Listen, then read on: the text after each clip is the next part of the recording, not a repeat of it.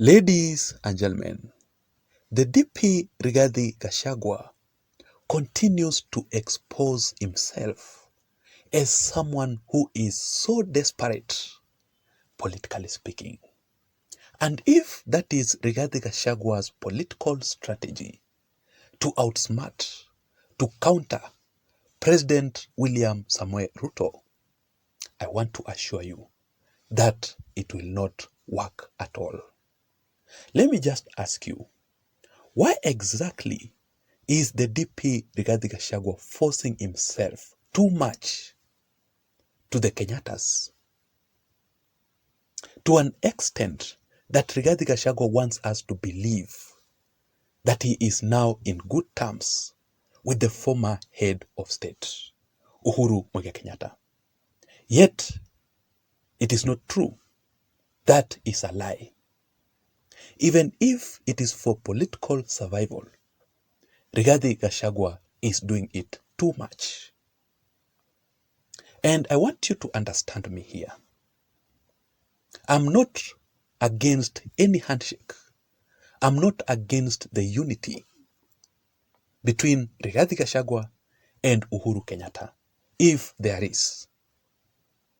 But I think Rigathi Gachagua is just embarrassing himself in public, yet he is being ignored by the Kenyattas. Rigathi Gachagua is being publicly rejected by the Kenyattas. Honestly speaking, of all the leaders, of all the politicians that I know, I did not expect someone like Rigathi Gachagua can behave like this. It is actually a very, very big shame. And this is exactly what the political analyst by the name Mutai Nguni told Rigathi Gachagua directly. And in my opinion, Mutai Nguni was right, 100%. Let me just show you the statement from Mutai Nguni. It says that, "Dear Rigathi Gachagua, handshake with Uhuru Kenyatta is a setup. He is the enemy of President William Samoei Ruto. Embrace him. William Ruto becomes your political enemy. You defeated Uhuru Kenyatta in a broad daylight. Soldier on. You do not cross the river by constantly going back to the banks to rest. Cross it. Kama mbaya, mbaya." What Mutai Nguni means is that there's no need for Rigathi Gachagua to continue forcing himself to the Kenyattas. If he is being rejected, he should accept the reality and move on.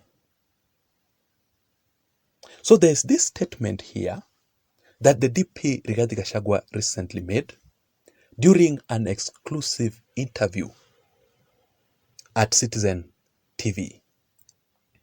Rigathi Gachagua's statement captured the attention of the Kenyattas.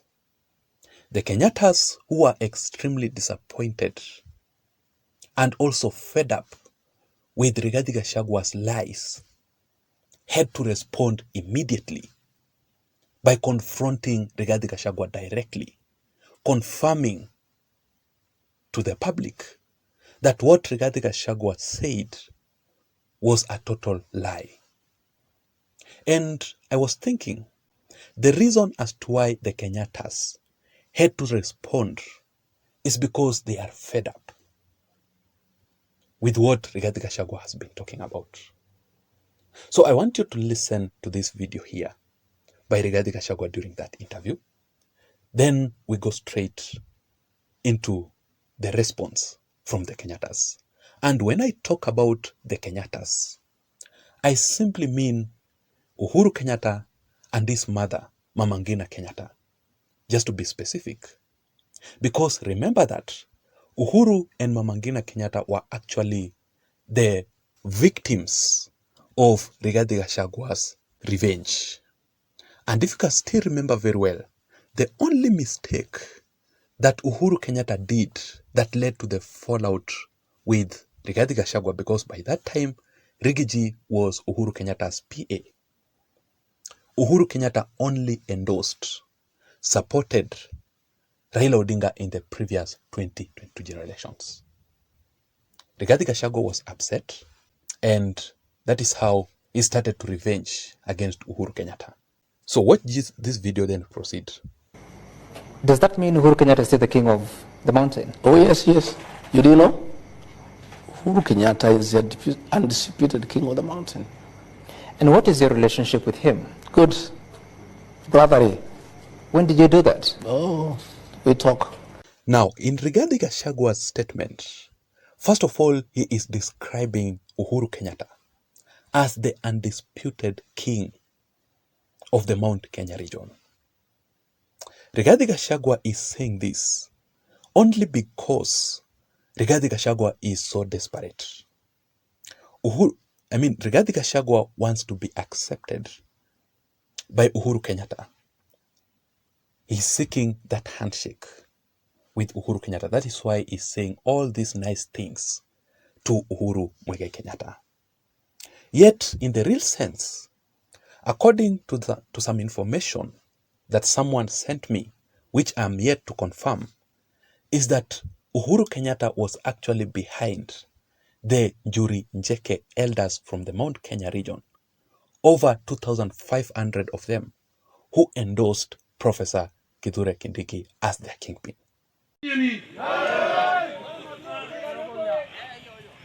Njori ya Mero na Njori ya Tharaka nyuma ya President wetu mpendwa Daktari William Samoei Ruto. Na tuena mwana wetu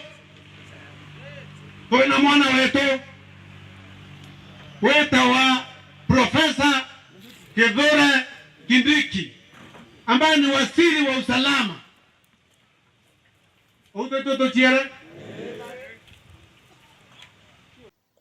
I'll still confirm about all this, then I'll give you the details, much details, in the next video analysis. The DP Rigathi Gachagua is also saying that his current political status, his current relationship with Uhuru Kenyatta is good. It is brotherly, because they always talk. Now, this whole statement by Rigathi Gachagua is actually a lie. The Kenyattas responded, dismissing Rigathi Gachagua completely. So before I read for you the response from the Kenyattas, just a quick reminder that if you're listening to me and you haven't subscribed to this channel, for you to be able to receive more political updates like the one that I'm currently doing right here, I want you to take 1 second or two and subscribe down below. You can also give this video a like, just to appreciate my work, and also for you to recommend this channel and this video in particular to reach out to more people, because I believe that is the only way that we can improve this channel to grow. So to my returning subscribers, thank you so much for your support. I don't take your support for granted. Having said that, now let us proceed, and I'm requesting you to follow this analysis to the end so that you can understand the political situation between Rigiji, Mama Ngina Kenyatta, and Uhuru Muigai Kenyatta. So this is the response from the Kenyattas. They went through Jeremiah Kioni, who is actually the Jubilee Party Secretary General, working very closely with Uhuru Kenyatta. He said this: anyone going around the country claiming that he asked for forgiveness and has been forgiven is lying. Uhuru Kenyatta has not met any of them and has not held any discussions with them. Did they ask, did they seek permission when they were abusing Uhuru Kenyatta? Then why are they engaging him now? Let them not drag Uhuru Kenyatta's name into their drama. So the reasons as to why Uhuru Kenyatta and the Kenyattas are dismissing Rigathi Gachagua. They are refusing Rigathi Gachagua's apology. First of all, it is because Rigathi Gachagua's apology to the Kenyattas is not really genuine. The real reason as to why Rigathi Gachagua is seeking the handshake with the Kenyattas, he is seeking the apology from the Kenyatta family. It is for political reasons. Rigathi Gachagua currently is cornered completely. Rigathi Gachagua is isolated from the Mount Kenya region where he comes from, where all leaders, all politicians are endorsing Kithure Kindiki. Rigathi Gachagua does not have the ground. The ground is shifting. So he has to mention Uhuru Kenyatta's name for political survival. So he is doing all this because he wants his political career to be rescued by the Kenyattas, by Uhuru Kenyatta, by Mama Ngina Kenyatta. His apology to the Kenyattas is not really genuine. That is why he is being rejected here. Number two, it is because there is no way that Uhuru Kenyatta can still work with the DP, Rigathi Gachagua. Honestly speaking, someone told me that the real reason as to why Uhuru will never ever work with Rigathi Gachagua for political reasons ever again, it is because Rigathi Gachagua did a lot of things to the Kenyattas. He humiliated them in public. He embarrassed them. He disobeyed Mama Ngina Kenyatta. You know, everything that Rigathi Gachagua did, he went out of his way totally. So for political reasons, you will never see Uhuru Kenyatta here in a political meeting with Rigathi Gachagua or in the same political rally with the DP Rigathi Gachagua. Uhuru does not want Rigathi Gachagua completely. And number three, Uhuru Kenyatta is not accepting Rigathi Gachagua's apology because he is actually supporting President William Ruto and Raila Odinga's handshake. There are two things that proves that Uhuru is with Raila Odinga and President William Ruto. The first thing, it is because Uhuru Kenyatta's close allies are supporting President William Ruto. Someone like Pauline Njoroge. Pauline Njoroge is someone who has worked with Uhuru Kenyatta closely for quite a very long period of time. But Pauline Njoroge, when you go to Pauline Njoroge's page, she is currently supporting William Ruto and Raila Odinga together. The handshake. That simply means that Uhuru does not have any issue with his close allies working with Raila and President William Ruto.